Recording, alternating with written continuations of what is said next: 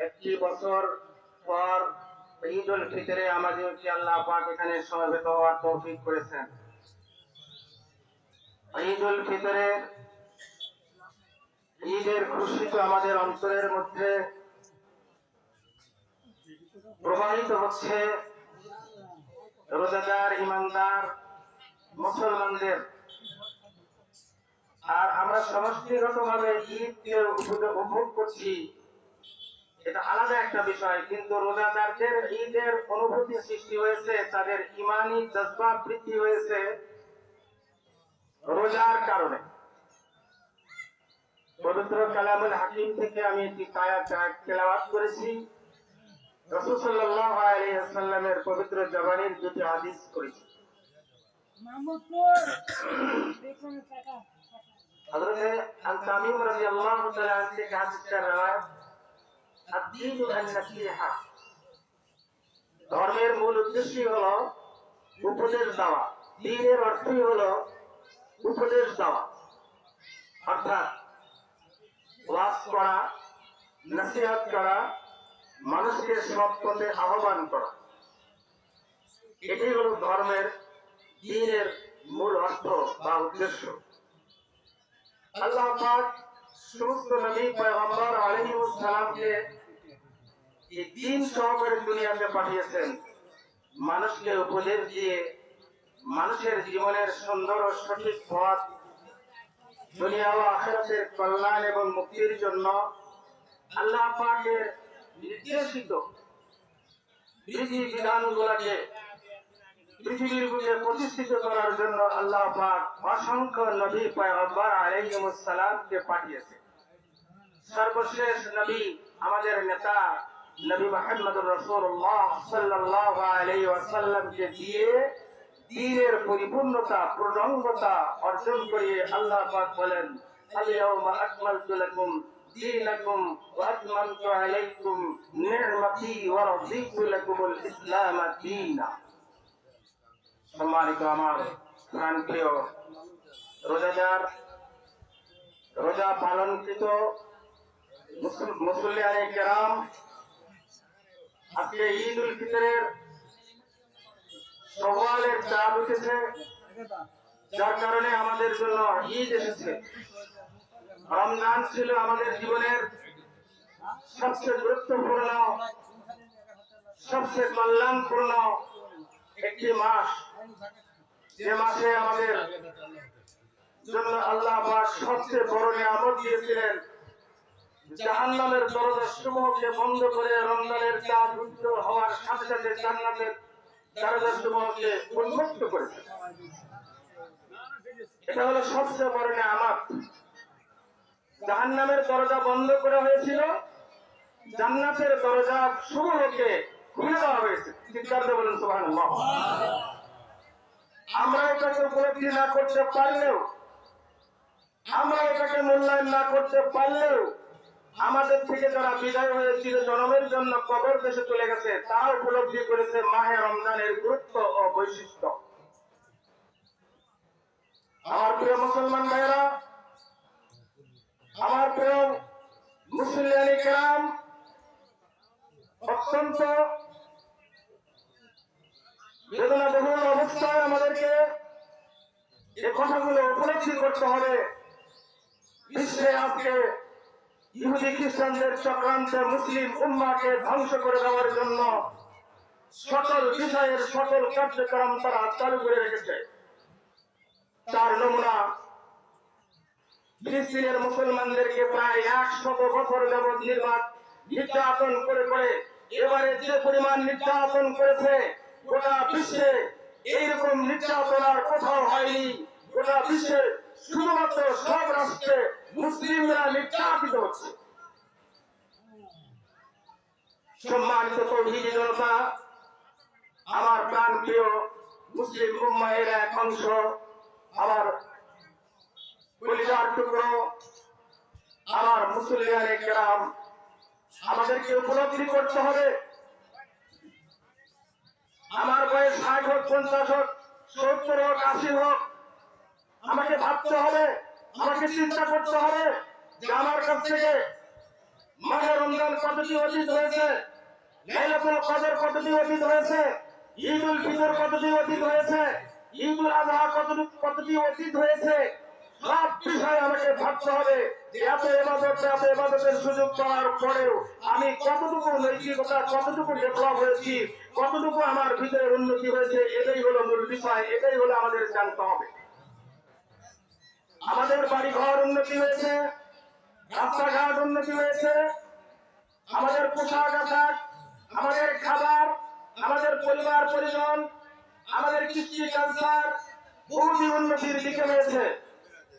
কিন্তু আমি আমার দিক থেকে আমি কতটুকু উন্নতি হয়েছি, আমার ভিতরে কতটুকু দিন পয়দা হয়েছে, কতটুকু আমার ভিতরে মুসলমানিত্ব রয়েছে, কতটুকু আমার ভিতরে মনুষ্যত্ব রয়েছে, কতটুকু আমার ভিতরে মানবতা সৃষ্টি হয়েছে, কতটুকু আমি ইসলাম গড়ে হয়েছি, কতটুকু আমি সমাজের উন্নয়ন করেছি, কতটুকু আমি জাতির জন্য কল্যাণকর কাজ করেছি।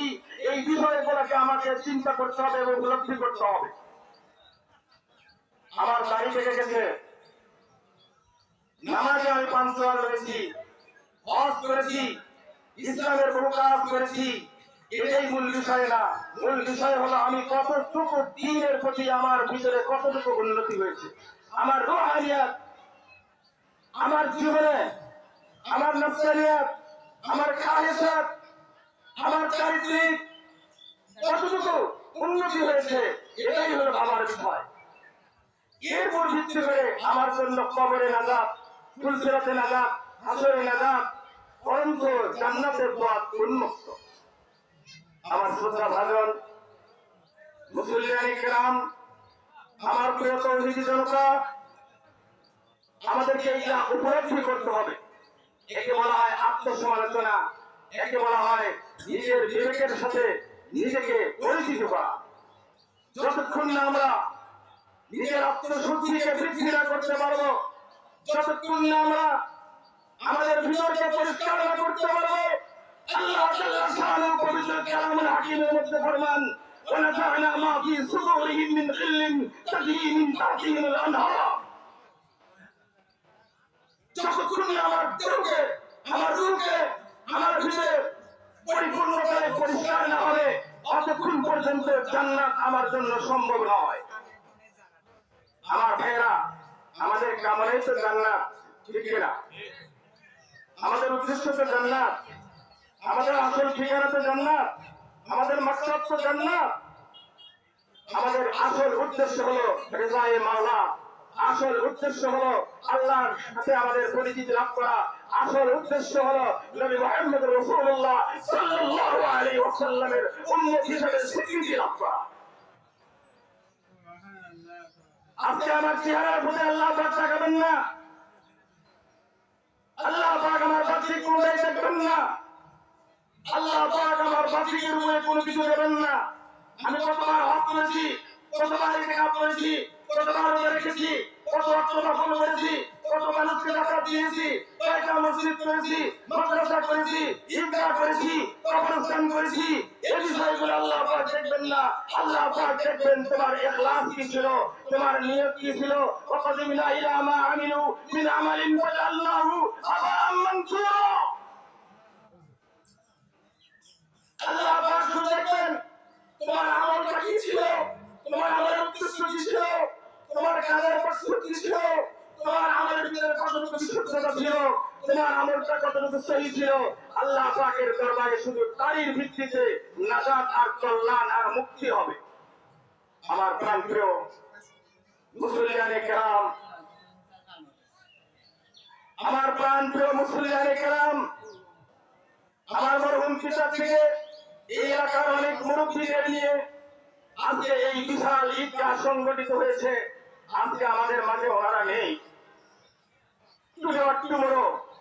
আজ না হয় আগামীকাল আমিও থাকবো না, আপনিও থাকবেন না। শুধু রয়ে যাবে স্মৃতি, শুধু রয়ে যাবে আমাদের জীবনের কিছু আলোচনা, কিছু কথা। যেমনি ভাবে আমাদের মুরব্বীরা এই ঈদগাহ প্রতিষ্ঠিত করে অত্র এলাকার বিশাল ঈদকে আজকে পরিচিতি লাভ করে আজকে তারা বিজয় গ্রহণ করেছে, তাদের নামের শুধু যে পরিচিতি, এতটুকু আমাদের একদিন হবে, ঠিক কিনা জোরে বলুন।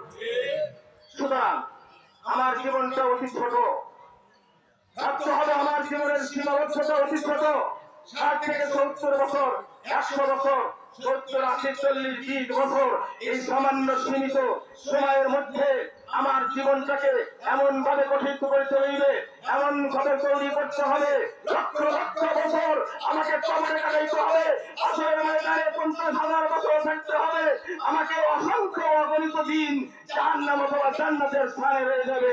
সেই জন্য আমাকে এই বিষয়গুলা উপলব্ধি করতে হবে। আমার এই ছোট্ট জীবনের দাম আছে, মূল্য আছে, সেই মূল্য আমাকে দিতে হবে। একটা দৃষ্টান্ত দিতে চাই। কবর আমরা বহু দিয়েছি, ঠিক কিনা জোরে বলেন? মানুষকে মাটি আমরা বহু দিয়েছি, সমাজ করেছি বহু মানুষকে, নিজের আত্মীয় স্বজনকে কবরে সাহিত্য পর্যন্ত করেছি। আমি নিজে অসংখ্য মানুষকে জানাজা দিয়েছি, কিন্তু কখনো কি ভেবে দেখেছেন জানাজাটা কেমন হচ্ছে? ওই মৃত ব্যক্তিদের অবস্থাটা কি, কেমন ভাবে যাচ্ছে? যেদিন আমি জন্মগ্রহণ করেছি সেদিন আমার আত্মীয় স্বজন জানতো মুসলিম পরিবারে একটা নবজাতক এসেছে, সে ছেলে হোক আর মেয়ে হোক, মানুষ হিসেবে তার পরিচয় দিয়ে আমি পৃথিবীতে জন্মগ্রহণ করেছিলাম, ঠিক না নাকি? কিন্তু আমি যে চলে যাচ্ছি দুনিয়ার থেকে, আমি যে বিদায় গ্রহণ করছি দুনিয়ার থেকে, আমি তখন ছিলাম মুসলিম পরিবারের একজন সন্তান, নিষ্পাপ মাসুম হিসেবে, অথচ আমি বিদায় হলাম 60-70 বছর পরে। আমার জীবন কি মুনাফিক হয়ে গেল, নাকি আমি কোন অবস্থায় হয়ে গেলাম? আমি ইমান নিয়ে মরতে পারলাম নাকি ইমান নিয়ে চলে গেলাম? এই বিষয়টাই হলো মূল টার্গেট, এটাই হলো আমার মূল উদ্দেশ্য। আমি এসেছিলাম নিষ্পাপ হয়ে, আর যাওয়ার সময় আমি কি দিয়ে যাচ্ছি? আমি এসেছিলাম তখন সবাই আমাকে আনন্দ দিয়েছে, এসেছে, আমাকে বাবা দিয়েছে, চুমু দিয়েছে, আদর করেছে, আর আমার মৃত্যুর পরে যেন আমাকে মানুষের না বলে যে একটা খারাপ লোক মারা গেছে, সমাজের কুলাঙ্গার মারা গেছে, সমাজের জালেম মারা গেছে, সমাজ থেকে আমরা নিরাপদ হয়েছি, এই জালেমের মৃত্যুতে এরকম শব্দ যেন আমার মৃত্যুর পরে না আসে। আমার মৃত্যুর ভয়ে ওই শব্দ যেন আসে, আয় আমাদের সমাজ থেকে কে হারিয়ে গেল, কোন মানুষ থেকে আমরা হারিয়ে ফেললাম, যার ছায়া তলে আমরা সামাজিক জীবনে, পারিবারিক জীবনে, ধর্মীয় জীবনে, রাষ্ট্রীয় জীবনে শৃঙ্খলার জীবন যাপন করার জন্য উনি ছিলেন আমাদের মুরব্বী, উনি ছিলেন আমাদের পথ নির্দেশক, উনি ছিলেন আমাদের কাছে ভালো মানুষ। এই কথা যেন আমাদের জীবনে তৈরি হয়, এটাই আমাদের মানসিকতা হওয়া দরকার। আমার কথা কি আপনারা বুঝতে পারতেছেন? সম্মানিত তৌহিদি জনতা, আমার প্রাণ প্রিয় মুসলমানি কেরাম, আমরা জীবন নিয়ে এসেছি একটা নির্দিষ্ট সময় পর্যন্ত। এই নির্দিষ্ট সময়ের মধ্যে আমরা কতখানি সুস্থ থাকে, কতটুকু জীবন যাপন করতে পারি। আজকে আমাদের যারা মুরব্বী রয়েছে, আমরা নিজেরাও অনেকে অসুস্থতার মধ্যে রয়েছি, ঠিক না? তাহলে ভেবে দেখতে হবে, বুঝতে হবে। আমি আপনাদের বিবেকে নাড়া দেওয়ার জন্য এই কথাগুলো বলছি যে আমরা যারা রাখলাম, তারাবি বললাম, ইফতার করলাম, সেহরি খাইলাম, কোরআন তেলাওয়াত করলাম, দান সদকা করলাম, আসলে আমরা কতটুকু এতে লাভবান হলাম, আমরা আসলে এতে কতটুকু কামিয়াব হলাম, এতে আমরা কতটুকু উন্নতি লাভ করলাম, এটা কি নিজের বিবেককে একবার প্রশ্ন করা দরকার না? জোরে বলেন, দরকার কিনা?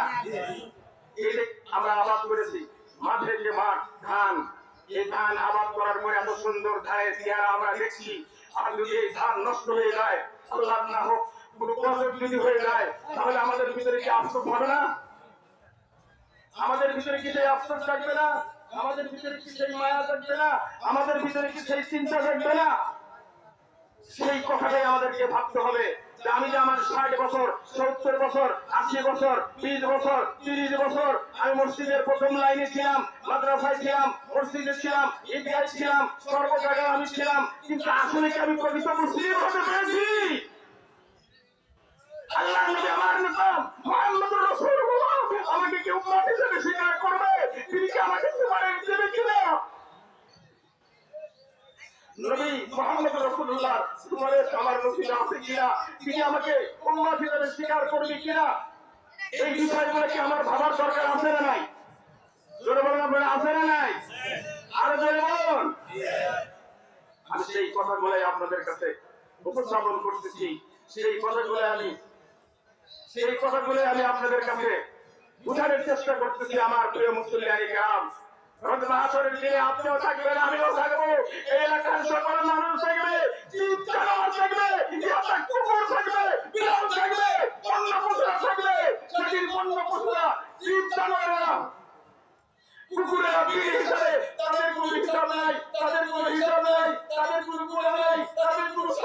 নাই, কিন্তু আপনার মতো আমার মতো লোক সেদিন কুরআন সেদিন আমাদের বিচারের পাল্লায় ওজন করছে, সেদিন আমাদের ফুলসেরা পাওয়া যাবে, সেদিন আমাদের হিসাবের জন্য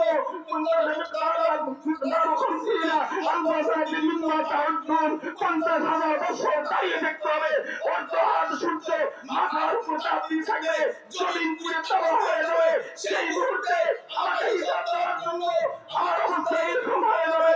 আমার সেই যুবক বয়স থেকে নিয়ে মৃত্যুর আগ মুহূর্তে পর্যন্ত কতটুকু আমি নিজেকে উন্নতি করতে পেরেছি, নিজেকে ইসলামের পথে আনতে পেরেছি, নিজেকে ধর্মের পথে আনতে পেরেছি, নিজেকে আল্লাহর সঙ্গে সম্পর্ক করতে পেরেছি।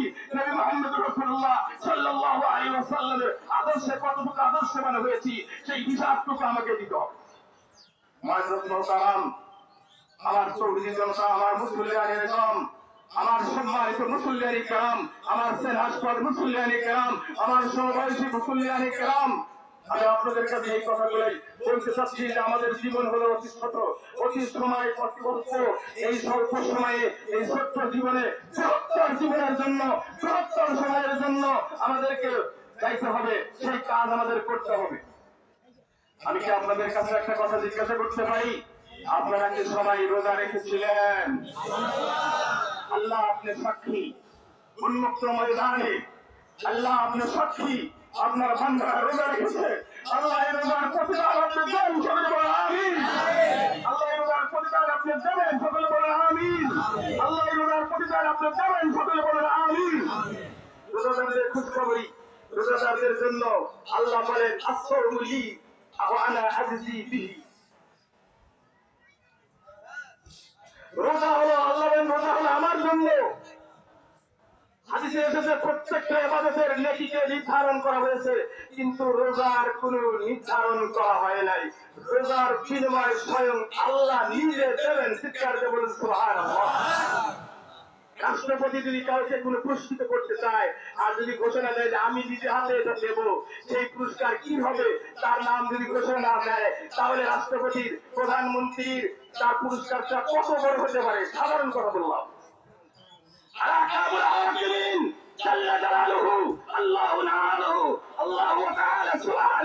তিনি বলেন যে রোজা একমাত্র আমার জন্য, আর এর পুরস্কার, এর সাজা, এর বদলা একমাত্র আমি আল্লাহ দেব।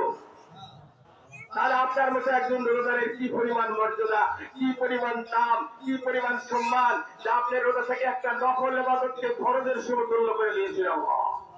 আপনার নফলকে কি করেছিল? বলেন, বলেন, বুঝতে পারেন এই কথা?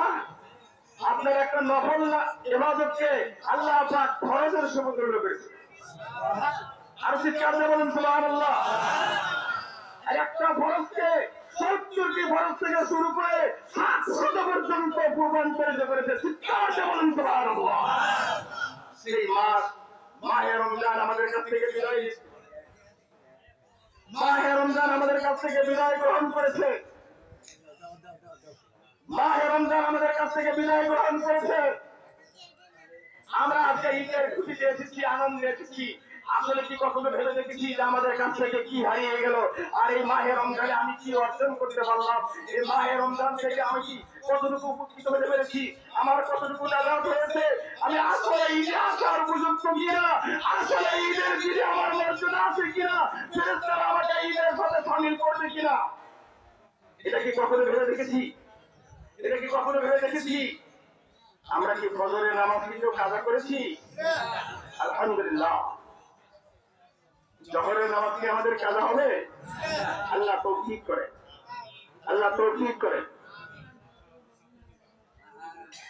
আল্লাহ তৌফিক করে। আমি বলতেছিলাম আমার জীবন হলো খুবই ছোট।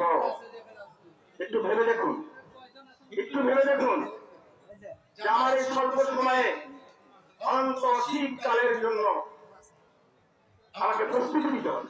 তাহলে সেই প্রস্তুতিটা কিরকম হতে হবে? সেই প্রস্তুতিটা কত বড় মজবুত হতে হবে? সেই প্রস্তুতিটা কেমন হতে হবে? আমরা তো শুধুমাত্র আগের খাওয়ার জন্য রোজাদার হিসেবে পরিচিতি লাভ করেছি, অথচ আমরা কি রোজা ছিলাম? রোজা রাখার পরে আমি কেমন আমার চোখকে হেফাজত করেছি, আমার মুখকে হেফাজত করেছি, আমার হাতকে হেফাজত করেছি, আমার বিবেককে হেফাজত করেছি, আমার পাকে হেফাজত করেছি। সিয়াম শব্দের অর্থ হলো বিরত থাকা, বিরত থাকা, ফিরে আসা, সাধনা করা। রোজা থাকার পরে সিয়াম সাধনা করার পরে আমি কি পরিবর্তন হয়েছি, নাকি আগে যেমন ছিলাম ঠিক তেমনি হয়ে গেল? ঈদে থেকে ফিরে গিয়ে আমি সেই রকমই, আমি হিংসুকি হয়েছি, মিথ্যুকি হয়েছি, জেনাকারী হয়েছি, গীবতকারী হয়েছি, সুৎখোরী হয়েছি, মানুষের বিরুদ্ধে চক্রান্তকারী আমি সেই চক্রান্তি হয়েছি, নাকি আমার ভিতরে মাঝে রমজান কিছু পরিবর্তন করতে পেরেছে? নিজের বিবেককে প্রশ্ন করে দেখুন। সম্মানিত আমার প্রাণ প্রিয় মুসল্লিয়ানে কেরাম, বুঝলাম হাসরের ময়দানে আপনিও থাকবেন, আমাকেও থাকতে হবে, আমাকেও থাকতে হবে, আপনাকেও থাকতে হবে। সেদিন কিন্তু সব উন্মুক্ত হয়ে যাবে, সেদিন কিন্তু সব হিসাব হয়ে যাবে, সেদিন কিন্তু সব বিষয়গুলা আমাদের কাছে এসে যাবে। তাই আসুন হুঁশিয়ার হয়ে যাই, সাবধান হয়ে যাই, নিজেকে একটু বিবেকবান হয়ে যাই, নিজেকে একটু শিক্ষা গ্রহণ করাই, হিংসা ছেড়ে দেই। প্রথম নাম্বার কাজ হলো হিংসা ছেড়ে দেওয়া, কারণ হিংসুকের আমল পুরে সাকার হয়ে যাবে। হিংসুকের আমল পুরে সারকার হয়ে যাবে।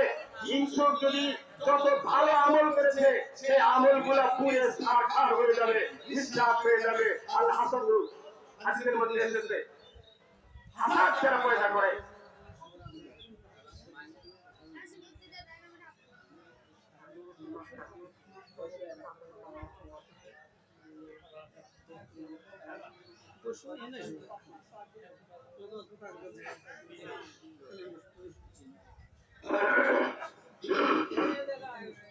আমার তো জনতা, আমার প্রাণ প্রিয় মুসলিম কেরাম, আমার কথা কি আপনারা বুঝতে পারতেছেন? কথা কি মনোযোগ দিয়ে শুনতেছেন? এই যে রমজান চলে গেল, এই রমজান কি আমাদের কাছ থেকে বিদায় হলো? আমার শ্রদ্ধেয় মুরব্বী আলহাজ মাওলানা হারুন রশিদ সাহেব মাদ্দাজিল্লুল আলিয়া, আল্লাহ তাকে দীর্ঘজীবী করুক, সকলে আমিন বলুন। আমাদের মুরব্বী, আমার মুরব্বী, উনি বলেছেন যে আজকে ঈদে এসেছি, আগামী ঈদে আমরা আসতে পারবো কিনা এর কোনো নিশ্চয়তা আছে? সুতরাং আমার মুসলিম কেরাম, তাওহীদি জনতা, দিন শিখুন। এই দুনিয়ায় এর কিছুই না, ক্ষণিকের জন্য। সুস্থতাও নিয়ামত, অসুস্থতাও নিয়ামত। একটা হাদিস শুনেন, হাসরের ময়দানে আল্লাহ পাক যখন অসুস্থ ব্যক্তিদেরকে পুরস্কৃত করবে, অসুস্থ বলতে কারা? আমরা যাদেরকে প্রতিবন্ধী জানি, চোখ নেই, হাত নেই, পা নেই, কান নেই, আমরা সাধারণত একটু কথাও বলে থাকি যে এই হাতুর ন্যাংরা করা এরা খুব খারাপ, এরা খারাপ, এদের কথা আমরা বলে থাকি। নাউজুবিল্লাহ পড়ো, নাউজুবিল্লাহ পড়ো। এই হাতুর ন্যাংরা প্রতিবন্ধী আর ভালো কে করেছেন?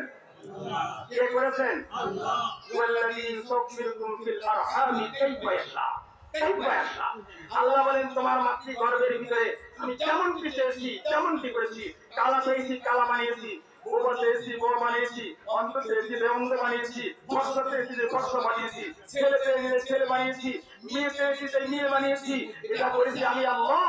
কাউকে এভাবে অন্ধ বলিও না, কাউকে প্রতিবন্ধী বলে উপহাস করিও না, কাউকে এরকম করিও না। এর বললে আমার সৃষ্টি সম্বন্ধে তোমার গীবত করা হয়। নাউজুবিল্লাহ পড়ো। আসলে ময়দানে অসুস্থ মানুষদেরকে আল্লাহ পাক যখন পুরস্কৃত করবে বলবে অন্ধরা কোথায় আসো, আজকে তোমাদেরকে আমি চোখ দান করবো। কথা বললেন না কোথায়? তোমার আল্লাহ করে বললেন না? আল্লাহ আমাদেরকে চোখ দান করবে, তখন আমরা চোখ আমরা চিৎকার করে বলবো হায় আজকে ওদের চোখ ছিল না বলে কত দূর থেকে ওরা মুক্তি ছিল। আমি চোখ দিয়ে কত গুনাহ করেছি, আর আজকে অন্ধদেরকে আল্লাহ পুরস্কৃত করছেন। আরে আমার এই চোখ দিয়ে আমি কি করলাম? আমার চোখ না থাকাই তো ভালো ছিল। আমার বন্ধুরা, ওইরকম প্রতিবন্ধী সহ যত রোগাক্রান্ত ব্যক্তি থাকবে তাদেরকে আল্লাহ পাক এভাবে পুরস্কৃত করবে। হাদিসের মধ্যে এসেছে কোন মানুষের যদি গুনাহ মাফ করতে চান আল্লাহ, তাহলে তাকে প্রথম পারিবারিক অশান্তি দেয়, এরপরে রিজিকের কমতি করে দেয়, এরপরে যদি সে তার গুনাহ মাফ নাও হয় তাকে অসুস্থ করে, এরপরে মৃত্যু সজ্জায় সাহিত্য করে তাকে গুনাহ মাফ করিয়া নিষ্পাপ করিয়া আল্লাহ পাক চান এই বান্দাকে বানিয়েছি, এই বান্দিকে বানিয়েছি আমি সত্য আমল করে বানিয়েছি, পৃথিবীর চাইতে 4 লক্ষ গুণ বড় সূর্য এই আমার বান্দার আমি গোলাম হিসেবে তৈরি করেছি। সূর্য প্রতিনিয়ত ওঠে আমার জন্য, অক্তমিতে যায় আমার জন্য, আমার শরীরের ভিটামিন ডি এর জন্য সূর্যের রশ্মির প্রয়োজন। আলো হয়, সূর্যের আলো না থাকলে পৃথিবী অচল হয়ে যাবে, মানুষ বিপদগ্রস্ত হয়ে যাবে। এই জন্য প্রতিদিন সূর্যকে আল্লাহ উঠায় আর ডুবায়। আল্লাহ বলেন আমার বান্দার জন্য আমি সূর্যকে কাফের নিয়োজিত করেছি, পৃথিবীর চাইতে 13 লক্ষ গুণ বড়। কথাকে বুঝতে পেরেছেন? আপনাকে এইরকম ভাবে একজন রোজাদার, একজন ভালো মানুষকে আমলে সালেহ যারা করবে, সালেহ যারা করবে, আমরা নবী হওয়ার আর উপায় নাই, পয়গম্বর হওয়ার উপায় নাই, বলিও আমরা হতে যদি না পারি, সালেহ তো হতে পারবো, নেককার বান্দাদের কাজ করতে পারবো। এই ক্ষমতা, এই এখতিয়ার তো আমাদের মধ্যে হয়েছে। আসসালামু আলাইকুম। ঈদ মোবারক। ঈদ মানে খুশি, ঈদ মানে আনন্দ। আপনারা